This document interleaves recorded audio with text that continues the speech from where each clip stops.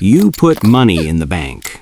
You don't touch it. You don't gamble it. You don't make a single bad decision. And yet, a few years later, it quietly buys less.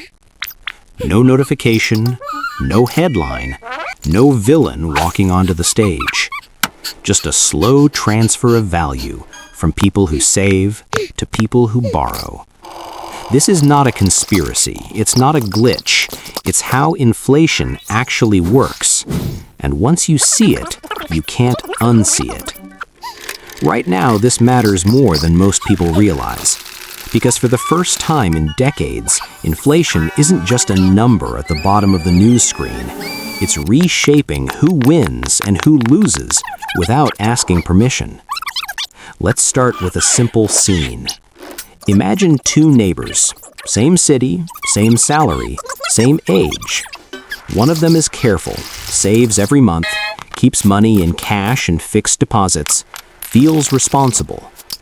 The other borrows, takes a home loan, runs a small business on credit, always owes someone something. Fast forward 10 years of steady inflation. Prices went up, salaries went up, slowly. Life got more expensive. But here's the twist. The saver feels poorer. The borrower feels lighter. That's not psychology. That's math. Inflation is not just prices rising. It's the value of money falling over time. And when the value of money falls, debts shrink in real terms. If you borrowed $1 million at a fixed rate, that number never changes. But the money you use to repay it does. Each year, the currency is worth a little less, so every future payment is made with cheaper money. It's like agreeing to pay back a friend in gold and then discovering the gold slowly turns into aluminum. Same weight, less value. Borrowers love this part. They just usually don't say it out loud. Now look at the saver. Your savings sit there. They don't adjust automatically. They don't protect themselves. If inflation is 8% and your savings earn 4%, you didn't earn 4%. You lost 4%. Quietly, legally, predictably. No one had to take it from you. The system did it for you. This is where things get uncomfortable. Because inflation isn't random weather. It's deeply connected to how money is created. Most money is born as debt. When banks lend, new money enters the system. When governments run deficits, new currency is issued. When central banks stimulate, liquidity floods in. That money doesn't arrive evenly. It enters through specific doors. Governments, banks, large borrowers, asset owners. By the time it reaches savers, prices have already adjusted. This has a name economists avoid saying on TV, the Cantillon effect. Early receivers of new money benefit. Late receivers pay higher prices. Savers are almost always late. Think about a mortgage taken 10 years ago. At the time, the monthly payment felt heavy, stressful, risky. Today, that same payment feels smaller relative to income. Rents are higher, property prices exploded. Inflation didn't just raise prices, it quietly reduced the real burden of that debt. Now flip it. Think about someone who saved cash for those same 10 years, didn't speculate, didn't borrow. Their reward for patience, purchasing power erosion. No drama, no apology. This is why inflation is often called a hidden tax. Not because it's illegal, but because it transfers value without a bill. And like all taxes, it has winners and losers. Borrowers win, savers lose. Especially conservative savers. Cash, fixed deposits, low-yield bonds. The safest choices feel safe until you measure them in real terms. Now here's the irony. Inflation is usually sold as something that hurts everyone. That's not true. It hurts unevenly. People with debt linked to real assets, like property or businesses, often benefit.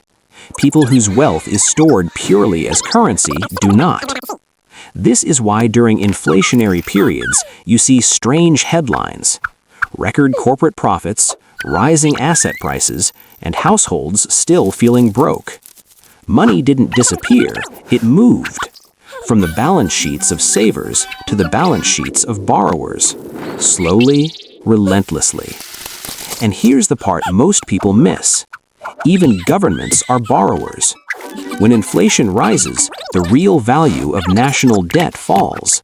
That's convenient. It means inflation quietly reduces national debt burdens at the expense of citizens holding currency and bonds. No vote required. Now zoom out. Why does this matter right now? Because we're coming off a decade of cheap money, low rates, high borrowing, asset inflation everywhere. Then prices surged. Central banks raised rates to fight inflation, but inflation had already done its work. Debt taken during low-rate periods became easier to carry. Savings built slowly over years took the hit. This creates a subtle behavioral shift. People learn without being taught that saving feels pointless, borrowing feels smart, spending feels urgent. That's dangerous, not morally, structurally. Because an economy that punishes saving too hard ends up addicted to debt. More borrowing to survive, more inflation to manage the debt, more erosion of trust in money itself. And once trust erodes, strange things happen. People chase assets not because they love risk, but because cash feels like melting ice. That's when bubbles form. That's when volatility spikes. All from a mechanism most people were never taught. So what's the hype versus reality? The hype says inflation is temporary, a shock, a phase. The reality is inflation is a feature of debt-based systems.